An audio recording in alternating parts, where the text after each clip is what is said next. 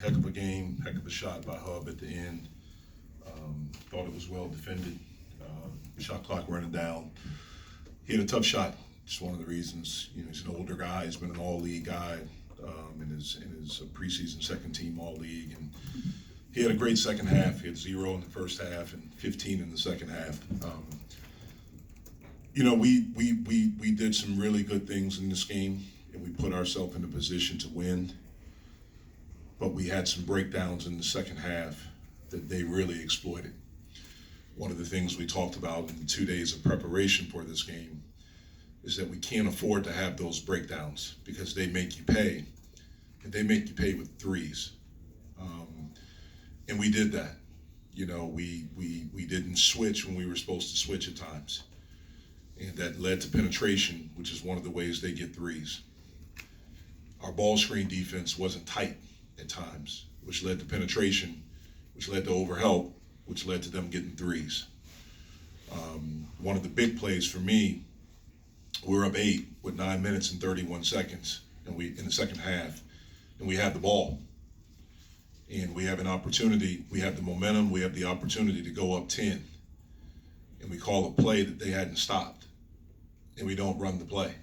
We throw it to a guy that we say is what that sit like he's wide open. There's a reason why he's open, and it leads to a turnover, which leads to a 3. Now all of a sudden it can go to 10. Now it's at 5, and the momentum has shifted. And so that's what I mean. Like, we can't afford to have those breakdowns. Did we play well enough to win? We did, but we can't afford to have those breakdowns. And so we have to clean that up. We made some big plays down the stretch offensively. We made a big defensive possession in our zone that gave us a chance to run something to get the lead. And our guys fought, but we can't have those breakdowns against a team that shoots the basketball as well as they did. Jeff, you guys did seem like you were defending the perimeter a lot through most of the game. In the final minutes, they hit 5 in a row. What did you talked about? Being late on balls from them getting penetration. Was that more so because Blake Wesley was just really explosive and other guys were creating, or did you see breakdowns in those communications? I just explained it. It was breakdowns. Okay. We didn't switch when we were supposed to switch. We didn't defend the ball screen the right way, which enabled them to turn the corner and get to the middle and exploit, get fouled, get layups or spray it out for 3 at times, a couple times. They drove us in there. We actually had a guy on it. We leave the corner, which we teach never to leave the corner, and then leave a guy that's wide open that's, hit a couple of threes already and leave him wide open for a 3. So it was. Look, they're really good players, and Wesley is terrific. And so I'm not saying that it wasn't plays that they made. They took advantage of it. Like, they took advantage of our breakdown. We gave up middle penetration. We gave up a baseline drive for 2 days. We talked about, like, they want to drive baseline. That's what they want to do in their twirl action. And, we let them drive baseline and we foul them. And not knowing that we have 17 fouls, so they're in the bonus in that play where you don't have to foul them. They're a great free throw shooting team. They're one of the best free throw shooting teams in the country. So that's what I mean. It's those breakdowns in the game that we have to be cognizant of and be better at executing. How hard were your missed free throws to swallow, especially Odekali had 3 3-point plays and then missed one at the end? Yeah, it was tough. It was tough. But again, we want him driving. We want him attacking. And we feel very confident in him shooting the basketball from the free throw line. Yeah, this is the third 1-point loss of the season, second in ACC play. I'm curious as a coach, like, how do you there are obviously losses. There are games that could have easily been wins, which we obviously would prefer. How, as a coach, do you process games like this where you see that your team is close and that, they're improved from maybe where they were a month ago, but it still ends with, I guess, a level of disappointment? Yeah, it's tough, but you have to move on to the next play. That's the big thing. You have to teach. You have to try to teach. We're young. We have a lot of inexperience at this level, and it's hard to win at this level. Whereas you look at that team, I think they have 6 seniors, that play and 1 freshman. And so they have, especially those guys, not Atkinson and Wesley, those other guys have played a lot of games together. They've won a lot of games together. They've been in big moments together. And so Hub can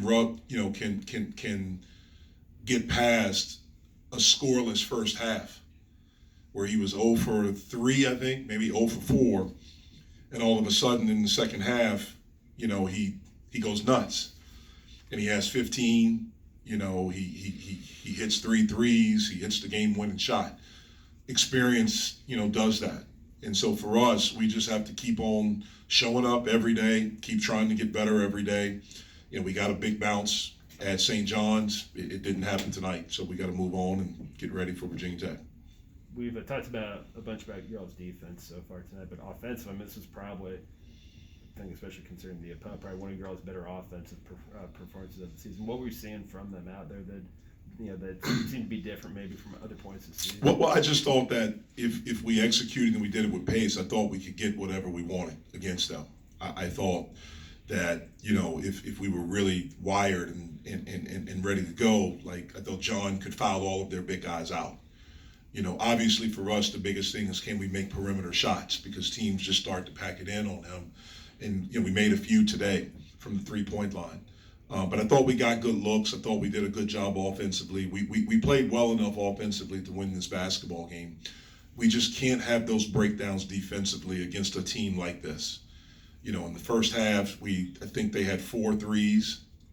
And in the second half, they're 6 for 10. And so we can't have that. Like, we just can't. And then we have to understand offensively game situations.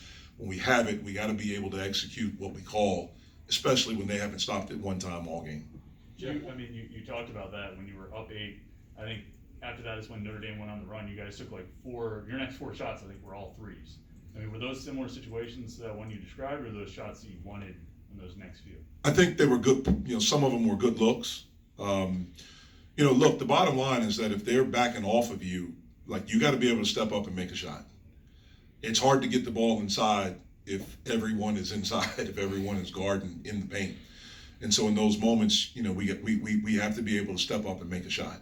Look, I want our guys taking good shots. I'm a big believer. I've told guys this ever since I've been coaching. I think the greatest player to ever play the game was Michael Jordan.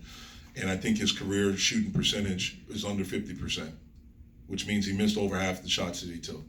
So as long as we're taking good shots, they have permission to miss. We don't want them to miss, but that's what it is. So as long as we're taking good shots and we're getting them out of what we call and what we want to run, I'm good with that. But when we deviate from it, especially something that's working, then that's a problem. Jeff, this is the second straight game you guys have only had 6 turnovers after. Have you seen a response from your guys to that challenge that you made, or has it been more about just the game situation that has caused that? I think a little bit it's been the opponents. They haven't pressured. I think that's been a big thing. Notre Dame doesn't pressure. Jacksonville didn't pressure. I think we've gotten a little bit better with it, and certainly the assists compared to the made field goals in the past 2 games has been better. And certainly the turnovers have, but I do think some of it has to do with the type of opponent that we played. You've seen Mo's confidence just, game by game increasing? Yeah, I have. He's really gotten better. We missed him when he was out. When he picked up his 3rd foul early in the second half. He's a guy that we need on the floor for us. He helps us with space. He helps us with spacing. There's some things that he can do athletically that we don't have anyone else that can do, and so it's imperative for him, to be on the floor for us. Yeah, Jeff, we're at a point now where games have been getting postponed here. I know your guys went home for a few days after the Jacksonville game. How did you all, when they got back, how did you all as a staff approach testing? Did you test all the players or just ones with symptoms? Or? Nope. We just, our rule here at Pitt is if you have symptoms, then you test. Are all the guys on the team boosted, or they're still? I don't know the answer to that. They're vaccinated, but I don't know the answer to those. Early in the season, you talked about how John needed to improve his conditioning. He played 34 minutes tonight and seemed like he was active throughout. Have you seen him improve that as the season's going on? It's improved. Still can continue to get better, but it's definitely improved. I guess on a night like tonight where he's able to kind of have his way physically down low. From what you've seen of other ACC teams or know of them, like how much is this something that you can see translate? Because it seems like just the way he's built, the way he plays, even in the ACC, there aren't a ton of guys like him. I honestly haven't seen a lot of teams in the league, so I'm not really sure of that, of how. I think that, I think he's a good player. I think he has a chance to become a really good player. Shape is a big thing. discipline's a big thing. All of those things that it takes. And that's not just for him. That's what it requires of anyone to become a really good player. I mean, I've been fortunate to be around some really, really good players on this level, at the next level, with through USA Basketball. And the one thing that they have in common is, man, how they work. We as fans of basketball see the finished product. You see a Durant or a Curry or Hart, whoever it is. You don't see the work. They make it look that easy, but it's not. They work at it. And so the really, really good players, whether it was a Jason Tatum or Jabari Parker or Marvin whoever it was, they had a discipline about them every day, how they showed up to work. John has a chance to become a really good player, but just like it takes for all of those guys, you got to learn that. You have to learn that. It's a big time investment and requirement that's has to be made if you want to do that. Jeff, when it comes to the finer points of teaching and instilling the lessons in a team, how much do 1-point losses give you the opportunity to show guys how every possession, every play counts, and maybe kind of emphasize those points? Yeah, I mean, it's something that you have to continue to teach, and then hopefully we get it. That's the big thing. We've been in enough of these where hopefully it starts to seep in now, where we don't have the breakdowns like we had. And it's not, look, they are good, man. They can shoot the heck out of the basketball, and when they get in a rhythm offensively, they are very, very difficult for anybody to guard. So I'm not taking anything away from them, but there's some things that I feel like we could have done a little bit better that would have put us in a better position. They still could have made the shots. Again, once they get into a rhythm like that, they are very, very hard to defend. And they got into a rhythm like that, and we couldn't break it. Because John said something along the lines of, when you lose 1-point games at teams like Virginia and Notre Dame, you realize you can hang with those teams. Is that something that you can take out of this? Well, it's interesting. That's an interesting comment. I know we can. When I hear that he said that, then it makes me feel like they're maybe not sure. And that's part of growing up. Like, you have to have the confidence that we are good and we can win. I've told our guys, I think we can win every game we play. I think we can lose every game we play. But that's the line. We have to understand the things that are necessary, that are required for us to win these types of games. And then you have to do it, like you said, every possession. And that's difficult. It's hard. It's hard, but that's why winning is hard. At any level, it's really, really hard, and especially in our league. Thanks, guys. Thanks, Jeff.